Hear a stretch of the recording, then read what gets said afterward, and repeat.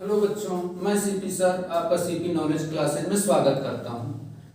पिछले दिन आपको कक्षा 6 की गणित में पहली सवाल हल कराए थे। आज हम आपको दूसरी सवाल हल कराएंगे। देखिए, दूसरी सवाल आपको सामने दिख रही है। दूसरी की आ में क्या लिखना है? संख्या दी हुई है, उसको शब्दों में लिखना है। शब्दों में लिखने के लिए देखो, पहली सवाल ये लिखा हुआ, दूसरी सवाल ये। दूसरी में 4 सवाल थे, 2 सवाल हमने लिख दिया है, तो इसको हल करने के बाद लिखेंगे। देखिए, दोनों सवाल इस संख्या में दिया, संख्या मतलब गिनती, गिनती में दिया हुआ है, उसको शब्दों में लिखना है। तो शब्दों में देखिए, शब्दों में तो पढ़िए। तो इसको इकाई दहाई फिर वही पढ़ना बताए थे, याद कर लेना। तो इकाई, इकाई, दहाई, सैकड़ा, हजार। तो ये हजार पे तो आया, तो पहले इस संख्या को लिखो। क्या लिखा हुआ है? 7। तो पहले 7 लिखो, 7। फिर आगे क्या लिखा हुआ? इसमें क्या आया था? हजार, हजार। तो हजार पे लिखो। अब कितना हो गया? 7000। अब देखो, तीसरे पॉइंट पे तो कोई संख्या नहीं है, तो उसको नहीं लिखना। जो संख्या नहीं, क्या लिखोगे? तो फिर से अब इसको केवल देखो। तो इकाई, दहाई, दहाई का मतलब दोनों साथ में पढ़ना है। दोनों साथ में पढ़ोगे तो क्या होगा? लिखा हुआ है 19, तो यहां लिख दोगे 19।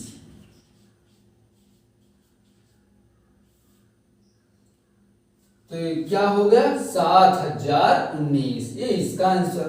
अब इसको देखो, इसको भी ऐसे आपको लिखना है शब्दों में।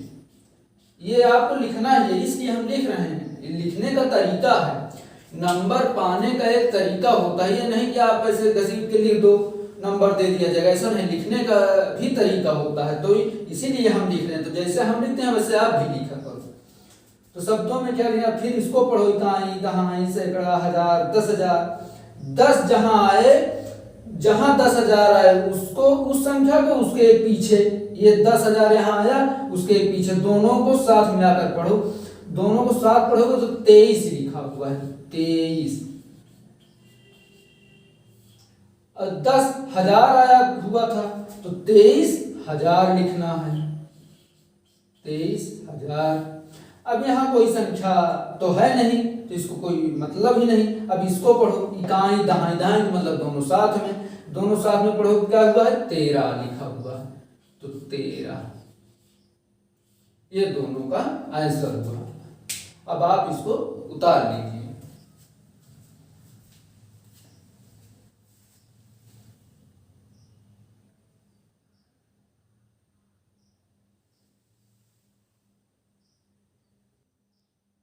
अब देखिए, दूसरी किया की तीसरी सवाल।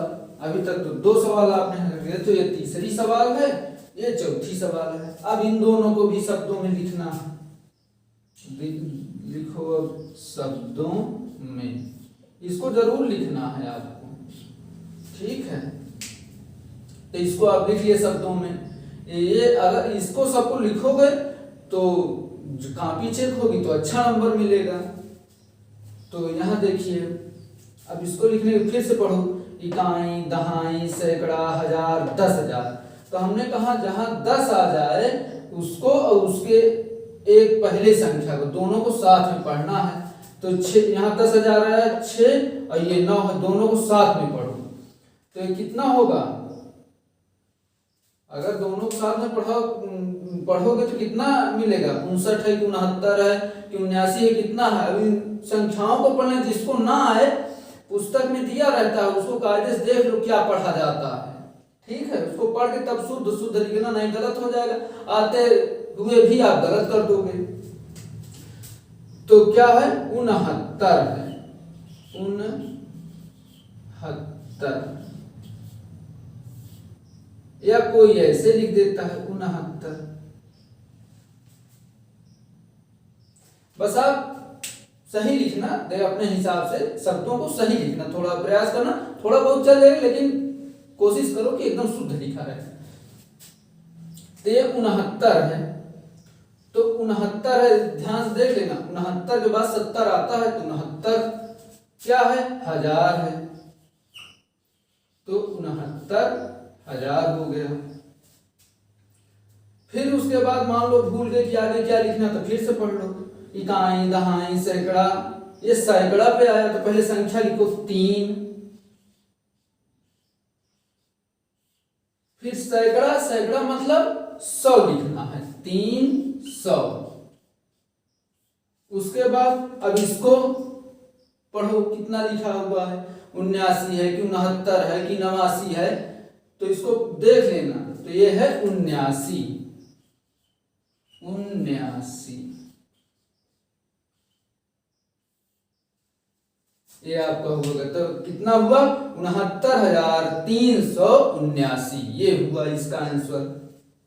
और इसको शब्दों को सही शुद्ध लिखने के लिए अगर आप भूल जाते हो कि क्या कैसे लिखा जाएगा, तो पुस्तक में दिया रहता है, पुस्तक में एकदम कायदे से पढ़ लो कि कैसे कैसे क्या किसको क्या कहा जाता है। ठीक है, अब इसको देखिए, इसको भी लिखो शब्दों में, शब्दों में यानी आप शब्दों में लिख रहे हो। तो देखिए फिर से इसको भी पढ़ो, इकाई, दहाई, सैकड़ा, हजार, 10,000, लाख, ये लाख तक पहुंचा। तो पहले गिनती लिखो, 8 तो हो गया 8। यहां लाख पे पहुंचे थे तो यहां लाख लिखो, लाख, 8 लाख हो गया। और क्या लिखना था, फिर से मान लो आप भूल गए कि क्या लिखना था, फिर से पढ़ लो। इकाई, दहाई, सैकड़ा, हजार, 10,000, 10,000 का मतलब जहां 10 आए उसके पहले वो संख्या, उसके पहले दोनों बताए थे साथ में पढ़ना। तो लिखा है 93, तो लिखो 93, 93 तो हो गया 93। इसको आप कायदे से लिखना एकदम, 93 हो गया। ठीक है, आप शुद्ध हिंदी भी शुद्ध लिखने का प्रयास करो। तो 93 हो गया, 8,93,000, 93,000 हो गया। फिर अब ये इसके आगे तो संख्या है नहीं, ये 0 है। अब इन दोनों को और लिखना है, तो फिर से पढ़ लीजिए, इकाई, दहाई, दहाई का मतलब दोनों साथ में पढ़ना। तो साथ में पढ़ो तो कितना लिखा है, 59, 59।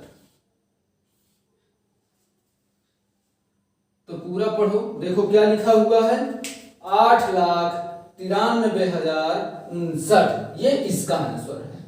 और हिंदी इसकी शुद्ध लिखने के लिए आप पुस्तक में, जिसको नहीं आता वो 8-10 रुपए की पुस्तक आती है, उसमें देख लो कायदे से इसको क्या कहा जाता है। ये शुद्ध अशुद्ध नहीं होना चाहिए, शुद्ध शुद्ध एकदम कायदे से लिखना। इसको उतार लीजिए।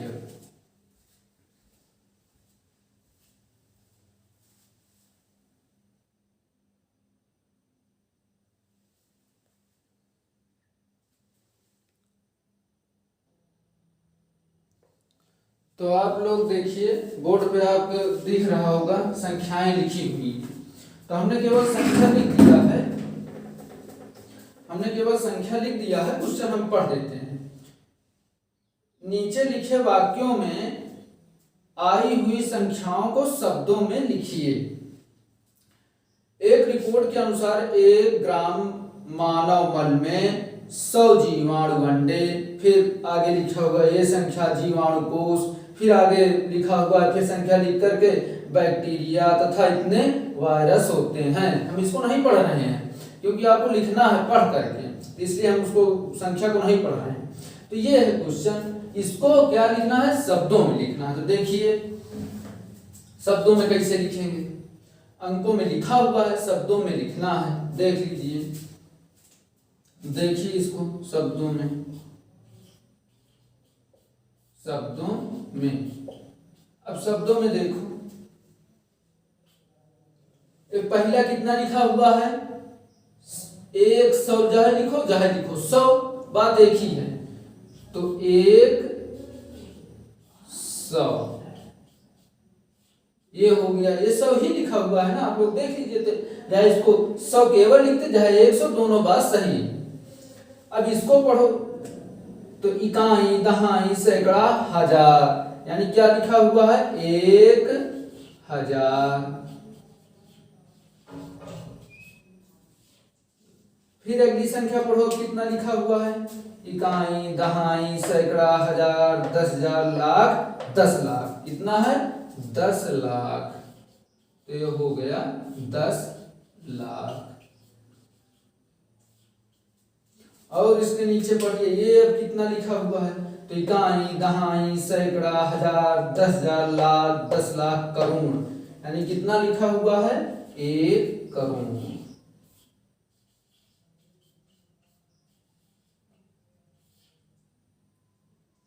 एक करोड़। बस ये हो गया। अब इसको आप उतार लीजिए, ध्यान से उतारिएगा, गलत ना हो।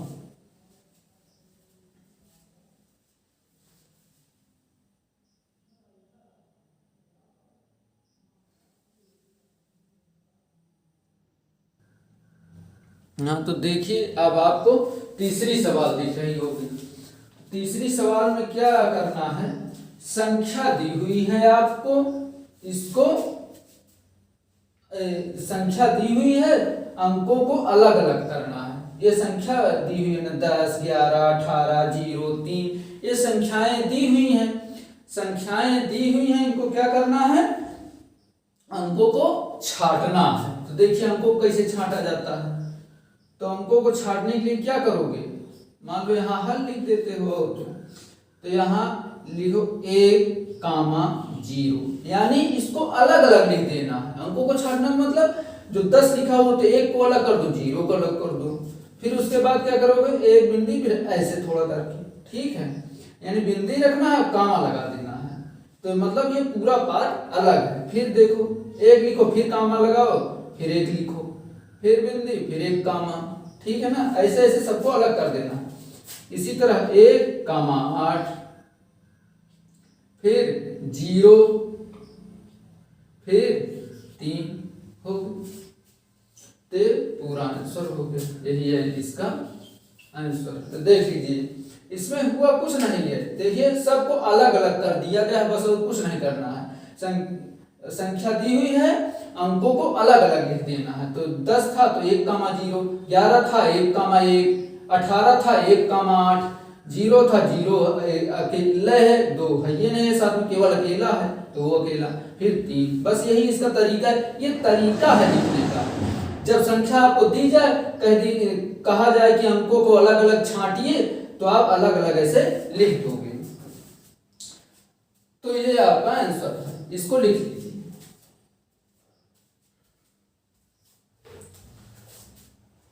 और देखिए इसी तरह चौथी, पांचवी, छठवीं, सातवीं सब आप लगाओगे, ठीक है।